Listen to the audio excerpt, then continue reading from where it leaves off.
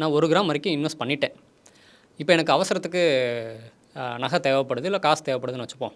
இப்போ இந்த மாதிரி அந்த 1 கிராம் நகையை வந்து நான் திருப்பி எடுக்கிறதுக்கு இந்த மாதிரி காயினாக தான் எடுக்க முடியுமா, இல்லை ஆபரண நகையாக எடுத்துக்கலாமா? இப்போதைக்கு வந்து நான் வந்து காயினாக மட்டும் தான் கொடுத்துட்டு இருக்கோம். அண்ட் எங்களுடைய கோல்டு காயினோட பியூரிட்டி அண்ட் குவாலிட்டி எல்லாமே இன்டர்நேஷனல் ஃபினிஷ். கஸ்டமர்ஸ் எங்ககிட்ட வாங்கி கடைசியில் என்ன சொல்கிறாங்கன்னா, நான் மறுபடியும் இது ஆபரணமாக மாத்திர கடைக்கு தான் சார் போகிறேன், நீங்களே எனக்கு ஆபரணமாக கொடுக்க முடியுமான்னு கேட்டாங்க.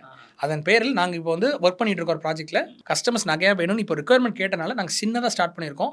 இல்லை எனக்கு வந்து இந்த பர்டிகுலர் கடையில் போய் நான் வாங்கணும், ஏதாவது வேறு ஏதாவது டிசைன் வேணும்னு நினச்சாங்கன்னா தாராளமாக இந்த காயின் எடுத்து இந்தியாவில் எந்த கடையில் போய் கொடுத்தாலும் மோரா கோல்டு காயின் இன்றைக்கி வாங்கிக்குவாங்க. ஏன்னா இன்றைக்கி அந்தளவுக்கு ஒரு ரெகக்னிஷன் இருக்குது. ஆனால் காயினாக கொடுக்கும்போது அந்த இடத்துல வந்து நான் பணமாவோ இல்லை நகையாவோ வாங்குறேன் அப்படின்னா அந்த இடத்துல வந்து செய்குலி சேதாரம் போடுவாங்க. கண்டிப்பாக போடுவாங்க. ஏன்னா செய்குலி சேதாரம் தான் அந்த கடையோட லாபம். ஆக்சுவலி அப்படின்னா வேஸ்டேஜ்னு சொல்கிறது கிடையாது, வேல்யூ ஆடட்னு சொல்லிடுறாங்க.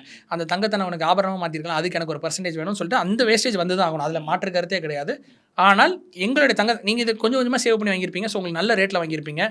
24 கேரட்டை 22 கேரட்டாக மாற்றும்போது உங்களுக்கு ஒரு 8.3% பெனிஃபிட் கிடைக்கும். ஸோ இதை கொண்டு போய் கொடுத்து நீங்கள் 22 தான் மாற்றணும்.